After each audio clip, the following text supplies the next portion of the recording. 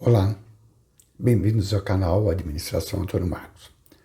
São dois assuntos que nós iremos tratar no vídeo de hoje. O primeiro, os vetores da qualidade no estudo de processos. O segundo, os processos como mudança dentro da organização. Antes, porém, se você ainda não é assinante do canal, aproveite, se torne assinante. Quanto mais pessoas se tornarem assinante, melhor para o canal, mais a gente vai ter condições de sustentar o canal e distribuir novos vídeos.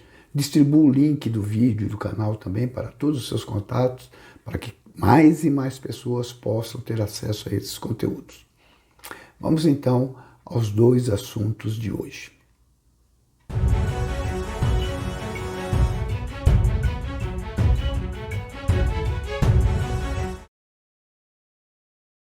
Vamos iniciar então conhecendo os 5 vetores de qualidade no estudo de processos. Esses vetores, eles estão relacionados à forma como eu distribuo as atividades do processo entre o front office e o back office. O que é isso? Front office e back office. Eu tenho atividades que eu posso realizar na linha de frente ou na frente do cliente. Eu tenho atividades que eu posso realizar fora das vistas do cliente, a retaguarda. Atividades de linha de frente, front office. Atividades de retaguarda, back office. Então, quando eu estou definindo as atividades e dividindo o que deve ser feito na retaguarda, no back-office, e o que deve ser feito no front-office, ou pode ser feito no front-office, na linha de frente, eu estou definindo o que vai ficar às vistas do cliente, ou eu vou realizar na presença do cliente, junto com o cliente, ou aquilo que eu vou realizar fora das vistas do cliente. Isso cria uma linha, uma separação. E essa separação, essa linha, é chamada de linha de visibilidade. E eu posso deslocar essa linha mais para a esquerda, reduzindo as atividades que estarão na linha de frente, ou posso jogar essa linha mais para a direita, aumentando as atividades realizadas na linha de frente e, consequentemente, reduzindo as atividades que estão sendo realizadas na retaguarda, no back-office. E por que eu vou fazer isso? Por que eu vou deslocar essa linha mais para a esquerda, aumentando as atividades de retaguarda, ou mais para a direita, aumentando as atividades de linha de frente? Vou fazer isso para garantir níveis de qualidade diferenciados para o serviço ou as atividades que eu estou desenvolvendo. Por quê? Porque conforme eu movimente esta linha para ampliar as atividades de retaguarda ou para ampliar as atividades de linha de frente, eu vou atuar sobre 5 vetores, os 5 vetores da qualidade. O primeiro deles é a padronização. As atividades realizadas na retaguarda têm uma maior padronização. E ao ter mais padronização, eu tenho uma garantia maior de que sempre os resultados serão semelhantes. Quando eu realizo as atividades na linha de frente, a minha possibilidade de padronização é menor. Então, os resultados das atividades poderão ter variações. Então, a padronização será menor quando eu realizo um maior número de atividades na linha de frente, ou a padronização será maior quando eu realizo a maior parte das atividades ou a totalidade das atividades na retaguarda. O segundo vetor é a variabilidade. Quanto vai variar o resultado, e olha, está ligado direto à padronização. Quanto mais padronizado, menor será a variação. Ok? Quanto menos padronizado, maior será a variação dos resultados, a variabilidade dos resultados. Padronizando, eu tenho maior garantia de variabilidade, ou seja, vai variar muito menos. Quando eu estou na linha de frente, atuando na linha de frente, os resultados poderão ser bem diferentes para cada produto ou para cada serviço, né, em função de eu estar atuando no front office, na linha de frente ou na retaguarda. Então veja qual a importância da variabilidade para o meu cliente. Né? Se é muito importante que não haja variabilidade, eu devo trabalhar, concentrar na retaguarda, né? No back-office, porque aqui eu vou ter menos ou menor variabilidade. Terceiro vetor. Terceiro vetor é a incerteza quanto ao resultado. Né? Quanto mais eu atuo na linha de frente, quanto mais atividades do meu processo estão sendo realizadas na linha de frente, maior vai ser a minha incerteza quanto aos resultados. Por quê? Porque eu vou ter maior variabilidade, eu tenho menor padronização. Quanto mais eu desenvolvo as minhas atividades no back-office, na retaguarda, menor será a incerteza. Eu terei uma certeza maior, né, dos resultados que eu vou estar entregando. Quarto vetor, controle. Quanto mais eu atuo na retaguarda, mais controle eu tenho sobre as atividades. Meu controle é muito maior. E com isso eu posso garantir uma padronização maior, ter menos variabilidade, ter menos incerteza. Quanto mais eu atuo na linha de frente, o meu controle será menor. Né? Minha incerteza, por consequência, será maior, variabilidade pode ser maior e a padronização menor.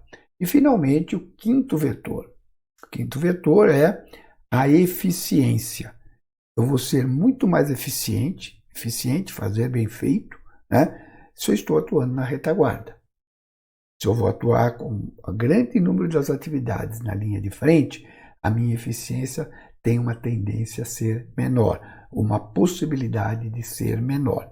Então vejam, esses 5 vetores vão definir o grau de qualidade que eu vou conseguir obter ao distribuir as atividades entre o front office, linha de frente, e o back office, atividade da retaguarda. Então, esses são os vetores que vão me ajudar nessa definição, onde eu coloco a linha de visibilidade, o que vai ficar às vistas do cliente ou o que vai ficar fora das vistas do cliente. Isso é muito importante quando nós estamos trabalhando na definição de um processo ou na redefinição de processo. O que é importante em termos de qualidade? E aí eu vou distribuir as atividades de forma a contemplar aqueles vetores que são mais importantes. Né? Jogando a linha de visibilidade mais para a esquerda, reduzindo a visibilidade dos processos, ou mais para a direita, aumentando a visibilidade dos processos. Okay? Vamos ver um pouquinho agora os processos como mudança. Nós temos 2 tipos de mudança ao fazermos estudo de processo. Nós fazemos estudo de processo e, consequentemente, nós vamos gerar mudanças ao implantar aquilo que nós verificamos ser adequado no estudo do processo. E aí eu posso ter 2 tipos de mudança em processo. O primeiro tipo de mudança são as mudanças chamadas incrementais. São pequenas mudanças. São mudanças que vão sendo incrementadas, melhorando gradativamente o processo. Então, são mudanças pequenas, são mudanças de baixo impacto. E eu tenho as mudanças radicais, são mudanças de alto impacto, transformando, às vezes, completamente o processo. O estudo de processo que nós estamos fazendo, ele objetiva mudanças incrementais. Mudanças radicais é objeto de reengenharia de processos. É um outro tipo de estudo. Nós estamos fazendo estudo de processo, objetivando mudanças incrementais, pequenas mudanças que vão melhorando gradativamente o processo. Se eu estou pensando em mudança radical, são outras técnicas, outro estudo que nós temos que fazer, que é o chamado reengenharia de processo. E como é que funciona isso, mais ou menos? Eu tenho aqui, né, nesse gráfico, na linha horizontal, o tempo, conforme o tempo vai passando, né, eu vou me deslocando aqui para a direita, e o impacto da mudança. Quanto mais eu vou subindo, maior o impacto da mudança. E eu estou falando, então, que o nosso objetivo que são as mudanças incrementais. E aí, o que nós temos? Nós temos, por exemplo, uma mudança incremental. Nós estávamos neste nível aqui e realizamos uma mudança que vai gradativamente elevando os resultados do processo neste patamar, neste novo patamar. Veja que aqui é uma linha inclinada crescente, né, para a direita. Conforme o tempo, eu realizo a mudança e conforme o tempo vai mudando, vai passando, eu vou melhorando os resultados dessa mudança realizada. Aí eu faço um novo estudo de processo e realizo uma nova mudança no processo. O que eu vou ter? Eu vou ter um impacto incremental pequeno, né? Eu passo deste patamar para este, e aí, conforme eu vou executando as atividades, nessa nova forma de executar o processo, eu vou tendo um outro ganho, mais ou menos semelhantes a esse inicial aqui, tá vendo? Né? Com o passar do tempo. E chegou aqui, eu esgotei a capacidade dessas mudanças em melhoria do processo. Né? Aí eu vou realizar um novo estudo de processo, fazer uma nova mudança incremental. E aí eu tenho o impacto da mudança quando eu implemento, e ele vai gradativamente, conforme o tempo vai passando, tendo ganhos, né? Ganhos e dando um aumento. Quais são esses ganhos? Que ganhos são esses que eu tenho após a implementação de uma mudança no processo, conforme o tempo vai passando? Isso aqui é chamado em economia curva de experiência. Quando eu começo a executar algumas atividades, no início, quando eu estou fazendo pela primeira vez, pela segunda vez, os resultados não são tão bons como os resultados que eu vou obter quando eu estiver executando aquelas atividades pela 20ª, pela 30ª, aquela 40ª vez. Por quê? Porque eu vou aprendendo, eu vou melhorando a execução das atividades. Isso em economia é chamado de curva de aprendizagem, que é um ganho que eu tenho conforme eu vou aprendendo a executar as funções, as atividades de um processo qualquer.